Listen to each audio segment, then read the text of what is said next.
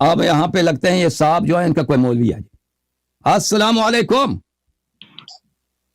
وعلیکم السلام ورحمۃ اللہ وبرکاتہ. علامہ صاحب کیسے ہو؟ ٹھیک ٹھاک ہو؟ ہم پشاور اللہ سے تعالیٰ ہیں. کا احسان ہے, اللہ تعالیٰ کا احسان ہے. تھینک یو سر, اللہ آپ کو جزائے خیر دے. اور ٹھیک ٹھاک ہو ماشاء اللہ. ہم آپ کے پروگرام میں بہت دیکھتا ہے, بہت اچھے باتیں کرتے ہو, بلکہ سچ بولتے ہو, حق بات کرتے ہو. ہم ہمیشہ آپ کے ساتھ ہیں. اور انشاءاللہ ہماری ایک موضوع تھا, اس کے بارے میں معلومات کرنا ہے آپ کے ساتھ. جی بولیں. اچھا, یہ نبی کریم صلی اللہ علیہ وسلم جس کا مثال سے اس کے ساتھ عمر اور ابو بکر صدیق, اس میں تینوں قبریں ہیں نا. اس کا جنازے کے بارے میں, اس کے تاریخ کے بارے میں کچھ پتہ آپ کو؟ کوئی حدیث وغیرہ کچھ؟ تو نبی صلی اللہ علیہ وآلہ وسلم جہاں دفن ہے یہ کوئی قبرستان نہیں ہے. نبی صلی اللہ علیہ وآلہ وسلم اپنے گھر میں دفن ہے. ان کا اپنا ذاتی جو مکان ہے, ہاں پراپرٹی ہے, اس میں دفن ہے. ابو بکر اگر یہ قبرستان ہوتا نا تو کوئی جواز بنتا کہ بھائی ابو بکر عمر وہاں پہ دفن ہو گئے.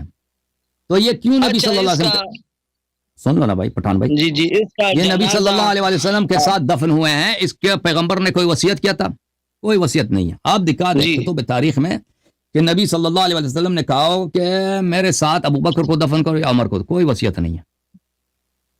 تو بھائی جن لوگوں نے سب کچھ غصب کیا تو نبی صلی اللہ علیہ وسلم کے گھر پہ بھی غصب کیا, ان کے قبر پہ بھی غصب کیا نا. تو یہ بھی ایک ظلم ہے کہ آپ اپنے مردے کو کسی کے گھر میں آ کے اس کی اجازت کے بغیر دفن کر دیں. لیکن زیادہ یہ ہمارے دیوبند والے لوگ یہ علی کا فضائل جو ہے وہ زیادہ بیان نہیں کرتا ہے.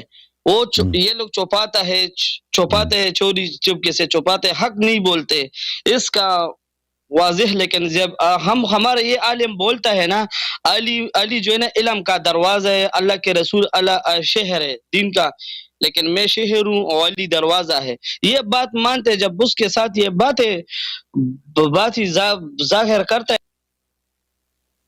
ٹھیک ہے بھائی, ٹھیک ہے, آپ صحیح فرما.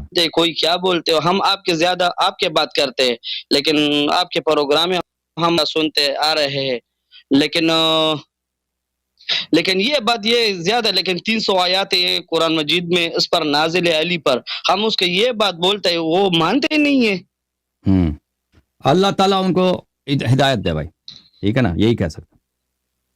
اچھا, اور دوسری سوال یہی ہے نا, یہ نبی کریم صلی اللہ علیہ وسلم 1400 سال پہلے جب ہم مسلمان آ رہے ہیں نا ادھر سے, لیکن آپ لوگ جو نماز پڑھتے ہو نا, اس میں ایک گول پتھر ہے, کربلا ایک گول پتھر ہے, مٹی پہ ہم سجدہ کرتے ہیں, ٹھیک ہے نا. اس کے لیکن ادھر سے جب نماز آ رہے وہ الگ ہے, اور ادھر سے جب آپ لوگ نماز پڑھتے ہو نا بغیر ہاتھوں سے, اس جیسے پتھر گول پتھر ہے اس پر آپ لوگ سجدہ رکھتے, اس کا مقصد کیا ہے؟ اس کا مقصد یہ ہے کہ ہم اہل بیت علیہ الصلوۃ والسلام نے فرمایا ہے, اور رسول اللہ صلی اللہ علیہ وسلم نے فرمایا, جعلت لی الارض مسجدا وطہورا, اللہ تعالیٰ نے میرے لیے زمین کو محل سجود قرار دیا ہے. تو محل سجود کیا, یہ بخاری کی روایت ہے. محل سجود کیا ہے؟ زمین ہے. زمین میں کیا ہوتا ہے؟ یا مٹی ہے, یا خاک ہے, یا پتھر ہے, یا ریت ہے. اور بخاری کی روایت آپ دیکھ لینا, جعلت لی الارض مسجدا وطہورا. اچھا, اس میں یہ محل سجود جو ہے کیا ہے؟ زمین ہے. بخاری کی روایت آپ کو دکھا دیں, کوئی بات نہیں, دکھا دیتے ہیں. یا تراث العربی 2001 میں بیروت لبنان میں چھپی ہے, یہ کتاب التیمم ہے. وَجُعِلَتْ لِيَ الْأَرْضُ مَسْجِدًا وَطَهُورًا, ارض میرے لیے محل سجود ہے. محل سجود کیا ہے؟ ارض. ارض کس کو بولتے ہیں؟ زمین کو.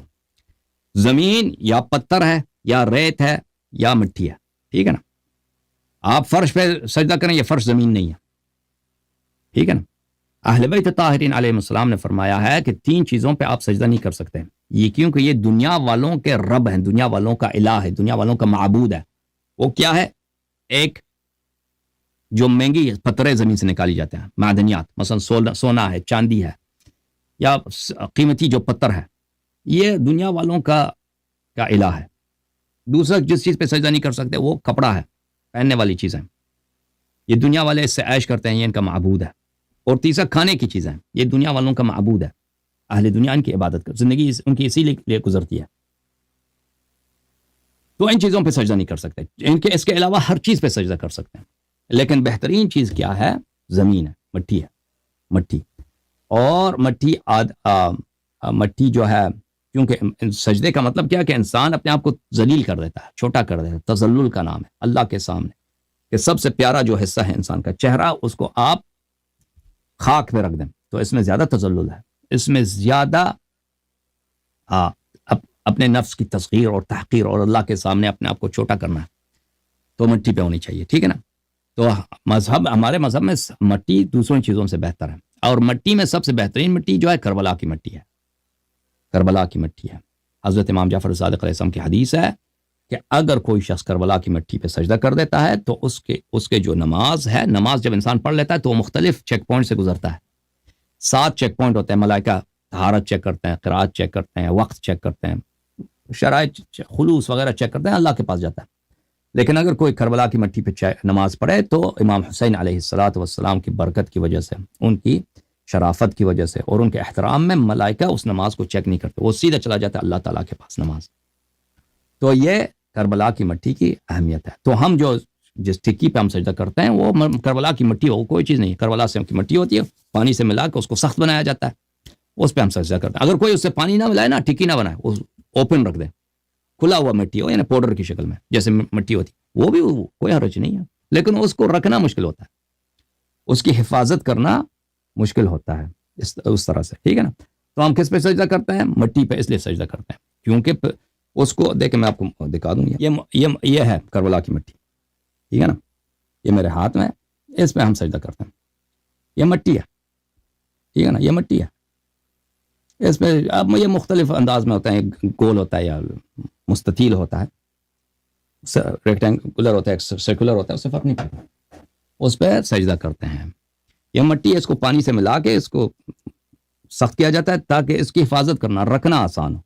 وَإِلَّا اگر کوئی تھیلے میں آ کے رکھ دے نا مٹی, کربلا کی مٹی لا دے تھیلے میں, اس کو اپنی جانماز پہ رکھ دے, اس پہ سجدہ کیا, کوئی مشکل نہیں ہے, لیکن اس کو حفاظت کرنا اس کا مشکل ہوتا ہے. اوکے میرے بھائی پٹھان بھائی, اللہ آپ کو جزائے خیر دے, اللہ آپ کو سلامتی دے. اور مزید ایک بات ہو جی, ہاں, ہلو جی, ہلو, ہاں, علامہ صاحب السلام علیکم. یہ بات میں آپ سے کر رہا تھا, ایک اور سوال ہے میرا ذہن میں آتا ہے, لیکن سوال تو آتا رہے گا نا, بولتے ہیں نا آپ لوگ, سوال تو آتا رہے گا, وہ تو ختم نہیں ہوگا نا کبھی, وہ تو آتا رہے گا. میں اس کا بھی جواب دوں, پھر اس کے بعد بھی ایک اور آ جائے گا, کافی ہے نا.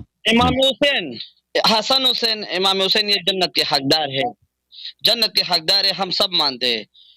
تو وہ تو جنت میں ہے نا جی, وہ تو جنت میں ہے, لیکن تم لوگ یہ ماتم کیوں کرتے ہو؟ لیکن کیونکہ رسول پاک صلی اللہ علیہ وسلم کی سنت ہے, رسول پاک صلی اللہ علیہ وسلم کی سنت ہے. رسول پاک صلی اللہ علیہ وسلم کو بھی پتا تھا کہ وہ جنت جائیں گے, امام حسین علیہ السلام جنت جائیں گے. رسول پاک صلی اللہ علیہ وسلم نے چیخ مار کے رویا امام حسین علیہ السلام کی مصیبت پر. وہ آپ کی کتابوں میں ثابت ہے, میں نے آپ کو دکھایا تھا آپ کی کتابوں سے, محرم سے پہلے. ان لوگوں نے اپنا نام اہل سنت رکھا ہوا, اور سنت رسول صلی اللہ علیہ وسلم ہم بجا لیتے ہیں, اعتراض کرتے ہیں کہ تو جنت میں, تم کیوں روتے ہو؟ المنتخب, کتاب المنتخب من مسند عبد بن حمید, تعلیف الحافظ عبد بن حمید, متوفا سنہ 249, چاپ عالم الکتب, کتاب چھپی ہے بیروت میں. ملاحظہ فرمائیے, اس کتاب میں آپ کو لے کے چلتے ہیں صفحہ نمبر 442 میں, حدیث ام سلمہ, حدیث نمبر 1533. ملاحظہ فرمائے اگلے صفحے پر. بلی ام سلمہ رضی اللہ تعالی عنہ فرماتی ہیں کہ امام حسین علیہ السلام رسول پاک صلی اللہ علیہ وسلم کے پاس آئے, فسمعت نحیب رسول اللہ صلی اللہ علیہ وآلہ وسلم, میں نے دیکھا کہ رسول پاک صلی اللہ علیہ وسلم چیخ مار کے رو رہے ہیں, چیخیں مار کے رو رہے ہیں. نحیب کس کو بولتے ہیں؟ چیخیں مار کر رونے کو بولتے ہیں. میں نے کہا کہ یا رسول اللہ کیا ہوا؟ قال انما جاء جبريل عليه السلام وهو قاعد على بطني قائد فقال لي اتحبه؟ قال نعم. قال ان امتك ستقتله الا اريك التربة التي يقتل بها؟ قال فقلت بلى. فضرب بجناحه فاتاني بهذه التربة فاذا في يده تربة حمراء وهو يبكي يا ليت ويقول يا ليت شعري من يقتلك بعد. تو انہوں نے رسول پاک صلی اللہ علیہ وسلم نے چیخ مار کے رویا. میں آئی ہوں, میں نے پوچھا کیا ہوا یا رسول اللہ صلی اللہ علیہ وسلم؟ کہا کہ یہ میرے ساتھ تھے, میرے سینے پہ تھے امام حسین علیہ السلام, تو جبرائیل آئے. فرمایا آپ ان سے کتنا پیار کرتے ہیں؟ میں نے کہا میں بہت پیار کرتا ہوں. فرمایا آپ کی امت ان کو قتل کر دے گی، اور آپ چاہتے ہیں کہ میں کربلا کی مٹی جہاں پہ یہ شہید ہو جائیں گے وہ مٹی آپ کو لے کے آؤں. تو فرماتے ہیں کہ میں نے کہا کہ لے کے آؤ. رسول پاک صلی اللہ علیہ وسلم وہ مٹی ان کے ہاتھ میں، جبرائیل لے کے آئے. ام سلمہ رضی اللہ تعالیٰ عنہ فرماتی ہیں کہ وہ رسول پاک صلی اللہ علیہ وسلم کے ہاتھ میں تو وہ مٹی، وہ پیغمبر چیخ مار کے رو رہے ہیں اور کہتے جا رہے ہیں لیت شعری من یقتلک بعدی، کاش مجھے، آپ کو کون، میرے بیٹے، میرے فرزند، میرے نورعین، وہ کون ہے جو آپ کے قاتل ہیں میرے بعد. رسول پاک صلی اللہ علیہ وسلم، یہ نوحہ ہے پیغمبر کا، یہ نوحہ ہے، یہ جملے نوحے کے ہیں. اور اس کے علاوہ بھی بہت سارے روایات ہیں. ٹھیک ہے نا. ہمارے لیے یہ سوالات جو ہے نا، اس طرح کے سوال کرنا ایک غمزدہ سے، کیونکہ ہمیں اہل بیت علیہ السلام سے محبت ہے، اور تم لوگ محبت کا ادعا کرتے ہو اور پھر ہم سے یہ سوال کرتے ہو کہ تم کیوں روتے ہو اہل بیت علیہ السلام کے غم میں، ماتم میں، رسول صلی اللہ علیہ وسلم کے نور عین کے مصائب میں کیوں روتے ہو. تو بھائی اگر کوئی کرسچن نصارہ پوچھے نا تو ہمیں عیب نہیں ہے اس بات میں، ہمیں کوئی اتنا درد نہیں ہو. جب آپ لوگ پوچھتے ہیں تو ہمیں درد ہوتا ہے. یہود ہم سے پوچھے تو درد نہیں ہوتا، کیونکہ یہودیوں نے امام حسین علیہ السلام کو قتل نہیں کیا، اور یہودی رسول پاک صلی اللہ علیہ وسلم کی سنت کا ادعا نہیں کرتے. وہ پوچھ سکتے ہیں.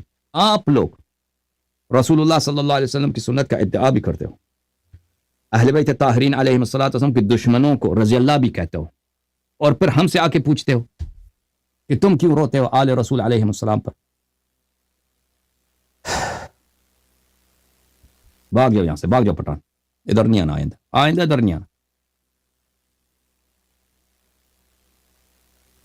بھاگ جاؤ پورا، بالکل.